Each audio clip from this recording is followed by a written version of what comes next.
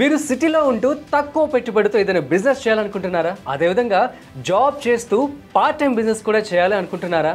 అయితే ఈ బిజినెస్ మీకోసమే. అదే ప్యాకర్స్ అండ్ మూవర్స్. అయితే ప్యాకర్స్ అండ్ మూవర్స్ బిజినెస్కి ఎందుకు ఇంత ఇంపార్టెన్స్ ఉంది అంటే, ప్రస్తుతం మనం చూస్తూ ఉంటాము చాలామంది జాబ్ పర్పస్ కావచ్చు, మరేదైనా పర్పస్ కావచ్చు, వారు సిటీ నుంచి సిటీకి మారుతూ ఉంటారు. దీనికి సంబంధించి వారి యొక్క వస్తువులన్నీ కూడా ట్రాన్స్పోర్ట్ చేయాల్సి ఉంటుంది. సో దీనికి సంబంధించి ఈ యొక్క ప్యాకర్స్ అండ్ మూవర్స్ అనేది మంచిగా ఉపయోగపడుతూ ఉంటుంది. సో కాబట్టి ఇటువంటి బిజినెస్ కనుక మీరు చేస్తే మంచి లాభాలను మీరు పొందవచ్చు. అయితే ప్యాకర్స్ అండ్ మూవర్స్ బిజినెస్ మొదలు పెట్టడానికి ఎంత పెట్టుబడి అవుతుంది, అండ్ దీనికి సంబంధించి ఎటువంటి లైసెన్సులు తీసుకోవాలి, అండ్ స్టాఫ్ని ఎలా సెలెక్ట్ చేసుకోవాల్సి ఉంటుంది, వారికి ట్రైనింగ్ ఎలా ఇవ్వాల్సి ఉంటుంది, ఆ తర్వాత మార్కెటింగ్ ఎలా చేసుకోవాలి, and turn over and profit, ఈ విషయాలన్నీ కూడా మనము ఈ వీడియోలో తెలుసుకోబోతున్నాం. సో వీడియోని మిస్ అవ్వకుండా ఎండ్ వరకు చూసేయండి. నమస్తే, వెల్కమ్ టు బాస్ వాలా. నేను మీ రాజీవ్ పసుపులేటి. బిజినెస్ స్టార్ట్ చేయాలనుకుంటే ముందు లేబర్ లైసెన్స్ ఒకటి ఉంటే చాలు. లేబర్ లైసెన్స్ ఒకటి తీసుకొని ముందు స్టార్టింగ్ అయితే చేసుకోవచ్చు. మీరు packers and movers business start కావాల్సిన లేబర్ లైసెన్స్ ఒకటేనండి. ఆ లేబర్ లైసెన్స్ అనేది చేసుకోవడం వల్ల బిజినెస్ అని స్టార్ట్ చేయొచ్చు.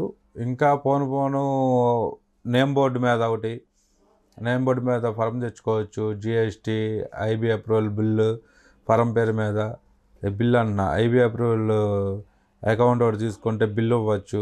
బ్యాంక్ ఎంప్లాయీస్ ప్రతి ఒక్కరికి కూడా కంపల్సరీ ఐబీ అప్రూవల్ బిల్లు అడుగుతారు. వాళ్ళు వేరే జిఎస్టీ ఇచ్చినా కూడా వాళ్ళు తీసుకోరు. వాళ్ళకి ఐబీ అప్రూవల్ బిల్లు ఉంటేనే అయ్యిద్ది, లేకపోతే వాళ్ళకి క్లెయిమ్ అవ్వదు. అవి కొన్ని ఉన్నాయి సార్ ఇలాంటి ప్రాబ్లమ్స్. ఇవన్నీ కూడా చేయించుకుంటూ ఏదైనా ఇంకా ఉంటే పెద్దది, లేదంటే బిజినెస్ స్టార్ట్ చేయాలనుకుంటే ముందు లేబర్ లైసెన్స్ ఒకటి ఉంటే చాలు. ఈ లేబర్ లైసెన్స్ ఒకటి తీసుకొని ముందు స్టార్టింగ్ అయితే చేసుకోవచ్చు మీరు. కానీ ఎక్స్పెండ్ చేసుకోవాలి అనుకుంటే ఎక్కువ ఇంకా పెట్టుకోవాలంటే ఈ GST, IB approval bill, form పేరు మీద ఈ అకౌంట్ పెట్టుకోవడం, తర్వాత మీకు ఇవన్నీ ఉండవాలి అంటే బ్యాంకులో లోన్స్ ఏమైనా కావాలని ఇవ్వడం, తెచ్చుకోవడం, ఇలాంటివి కూడా జరుగుతుంటుంది. అవి కూడా బాగానే ఉంటాయి. చూడండి, అదొకటి కస్టమర్ కూడా వచ్చేపాటికి మనకి అసలు లేబర్ లైసెన్స్ లేని వలన కూడా ఎంకరేజ్ చేస్తున్నారు. ఒకసారి కస్టమర్ చూసుకోగలగాలి. ఇప్పుడు ఈ ఫారం పేరు మీద అసలు ఏముంది, ఏంటి, అసలు ఆఫీస్ ఉందా లేదా, లొకేషన్ ఏంటి, బేస్ అనేది చూసుకోకుండా ఎక్కువ వాళ్ళకే సపోర్ట్ చేస్తున్నట్టున్నారు. కొంచెం చూసుకోండి, ఎందుకంటే మీ ప్రతి ఐటెం కూడా వాల్యుబుల్ ఐటమ్ సార్. అది మీరు గుర్తుపెట్టుకోవాలి. ఏంటి, ఒక సంస్థ అంటే నమ్మకమైనది అయితేనే మీరు దానికి అప్రూవ్ చూసుకోండి సార్ ఒకసారి. ఇప్పుడు కొన్ని రూల్స్ కూడా మారినాయండి. ఇంతకుముందు ఈ లేబర్ లైసెన్స్ తీసుకోవాలంటే మనకు ముందు కావాల్సిన ఆధార్ కార్డు ఒకటి, పాన్ కార్డు ఒకటి, రూమ్ రెంటల్ అగ్రిమెంట్ ఒకటి, ఇంకా కొన్ని డాక్యుమెంట్స్ ఉంటాయి. అవన్నీ అడుగుతారు అతను. అది మనకి ఇంతకుముందు ఈ సేవలు ఇచ్చేవాళ్ళు, ఇప్పుడేమో తాలూకా తప్ప బయట ఎక్కడ అవ్వట్లేదండి అవి. ఒకసారి అది కూడా మీరు చూసుకొని అక్కడ తీసుకోగలుగుతారు అనుకుంటున్నాం. ఈ ప్యాకర్స్ అండ్ మూవర్స్కి ఒక పేరు అనేది ఎంత అవసరం అంటే సార్, ఎప్పుడు మనల్ని ఐడెంటిఫై చేయాలన్నా సరే మనకి పేరు ముఖ్యం కాబట్టి, అలాగే మనం పెట్టే సంస్థకు కూడా ఒక పేరు అనేది కావాలి కంపల్సరీ. ఎందుకంటే వాళ్ళు మనం స్మాల్గా చిన్నది విజయవాడ సిటీలోనే స్టార్ట్ చేసాం. ఇంకా కొంచెం ఎక్స్పెండ్ అయ్యి అలా పెద్దదయింది అనుకోండి, బ్రాంచెస్ వస్తాయి మనకి. ప్యాకర్స్ అండ్ మూవర్స్ అంటే ఓల్ భారతదేశం మొత్తం మీద ఉంది, లేని చోట అంటూ లేదు. అలాగే మనం కూడా ఎక్కడైనా పెట్టగలిగితే ఈ నేమ్ అనేది కావాలి. ఇప్పుడు ఆల్రెడీ మనకి ఇక్కడ హైదరాబాద్లో ఒకటి, పాలవంచి ఒకటి, మనుగూరు ఒకటి, ఇలా కొన్ని చోట్ల 10-15 ప్లేసుల్లో బ్రాంచెస్ ఉన్నాయి ఇదే పేరు మీద. అలాగే ఇంకా కాబట్టి మనం కంపల్సరీ ఒక నేమ్ అనేది కావాలి మనకి.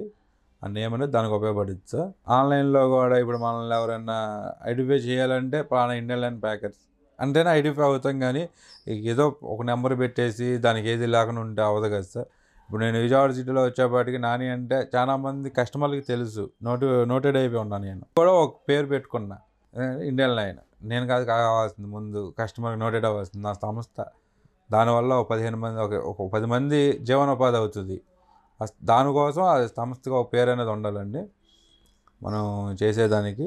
అందుకని కంపల్సరీ పేరు అనేది ఒక కంపల్సరీ కావాలి సార్. అది ఇండియన్ లైన్ అనేపాటి ఇండియా మనకు రోడ్స్ రవాణా, దీంట్లో ఇండియా మొత్తం మీద ఎక్కడి నుంచి ఎక్కడికైనా సరే ఈ లైన్, ఇండియన్ లైన్ అనే రోడ్డు మొత్తం ఎక్కడ దాకైతే ఉందో అక్కడ దాకా కూడా నేను సర్వీస్ చేయగలను అన్న చిన్న ఉద్దేశం మీద అది పెట్టాను సార్. అంటే ఈ ఊరు ఆ ఊరు అని లేదు, పల్లెటూరు అయినా లేకపోతే ఎటైనా సరే నేను సర్వీస్ చేయగలుగుతా, నేను చేస్తానన్న ఉద్దేశం మీద నేను ఇండియన్ లైన్ అని పేరు పెడతాం అనేది జరిగింది.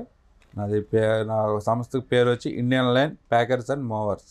సార్ ఇప్పుడు ఈ ప్యాకర్స్ అండ్ మూవర్స్కి జిఎస్టీ అనేది కూడా మెయిన్ ఇంపార్టెంట్ అండి. జిఎస్టీ ఒకటి, ఐబీ అప్రూవల్ బిల్ ఒకటి, రెండు కూడా ఇంపార్టెంట్, పక్కా ఇంపార్టెంట్.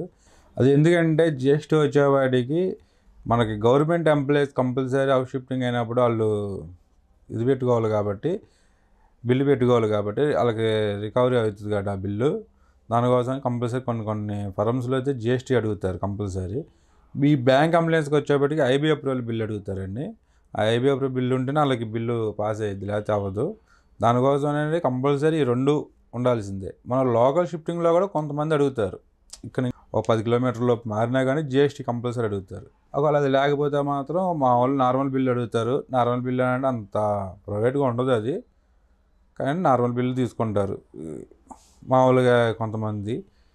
ఎక్కువైతే జిఎస్టీ ఉండడం వల్ల ఏంటంటే మనకి ఎప్పటికైనా సరే బ్యాంక్ లోన్లు ఏమైనా పెట్టుకోవాలన్నా, మన పెట్టిన సంస్థకి ఒక వాల్యూ అనేది కావాలంటే మాత్రం జిఎస్టీ అనేది కంపల్సరీ ఉండాలండి. జిఎస్టీ ఉండడం వల్ల అన్ని రకాలుగా ఉపయోగపడుద్ది అది.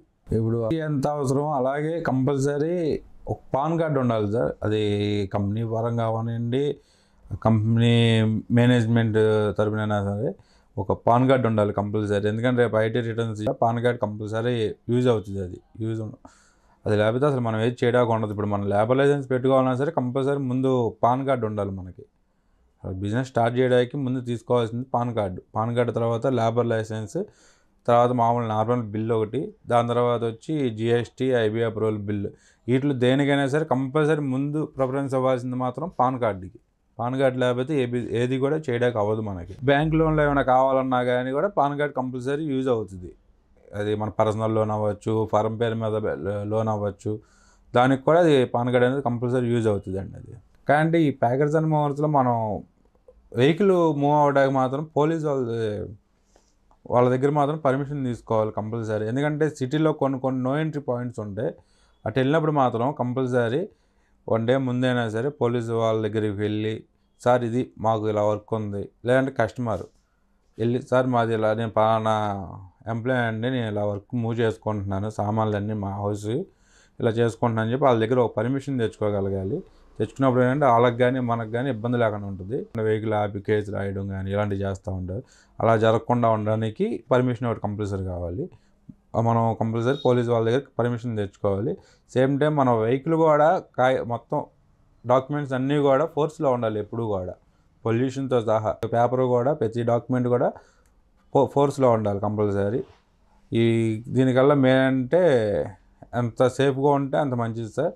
ఎందుకంటే సేఫ్టీ ఫస్ట్ కాబట్టి ఐటమ్స్కి మనం ఇవ్వగలిగిన షూరిటీ అది ఒకటే కాబట్టి. ఇప్పుడు గబల్న ఇప్పుడు మనం మూవ్ చేసే టైంలో బండికి బ్రేక్ లేదనో, ఇన్సూరెన్స్ లేదనో, సడన్గా ఏదైనా ఆపి కొంచెం న్యూసెన్స్ జరిగింది అనుకోండి, కస్టమర్ మన వల్ల ఇబ్బంది పడతారు.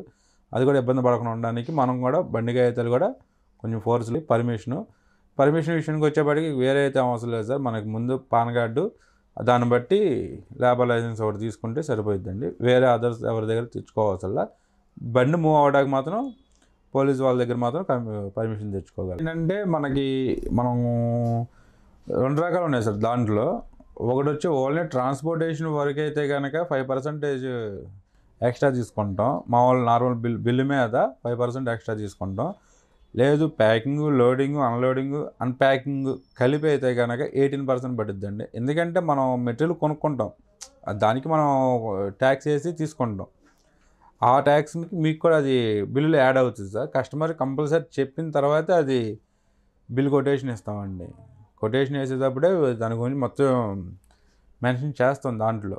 ఇలా అండి, ఈ మెటీరియల్కి ఎంత, ఈ మెటీరియల్కి ఇంత ట్యాక్స్ మాకు పడింది, ఇంత ట్యాక్స్ మీకు పడిద్ది అన్న ఉద్దేశం మీద కొటేషన్ కూడా వేయడం అనేది జరిగిద్ది.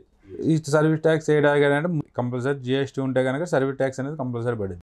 సో చూసారు కదండి ప్యాకర్స్ అండ్ మూవర్స్ బిజినెస్. ఈ బిజినెస్కి సంబంధించి ఇక్కడ మనము కొన్ని మాడ్యూల్స్ మాత్రమే ఇవ్వడం జరిగింది. అయితే ప్యాకర్స్ అండ్ మూవర్స్ బిజినెస్ సంబంధించి పూర్తి సమాచారం మన బాస్ వాలా యాప్లో అవైలబుల్గా ఉంది. సో లింక్ నేను డిస్క్రిప్షన్లో ఇవ్వడం జరుగుతుంది. సో ఇప్పుడే మీరు బాస్ వాలా యాప్ని డౌన్లోడ్ చేసుకొని ప్యాకర్స్ అండ్ మూవర్స్ బిజినెస్ని ఇప్పుడే చూసేసి మీ యొక్క బిజినెస్ని మీరు కూడా మొదలు పెట్టేసేయండి. సో మరిన్ని బిజినెస్ ఐడియాస్ కోసం చూస్తూనే ఉండండి Boss Wala business Telugu YouTube channel. This is Rajeev signing off. Boss Wala. Be the boss.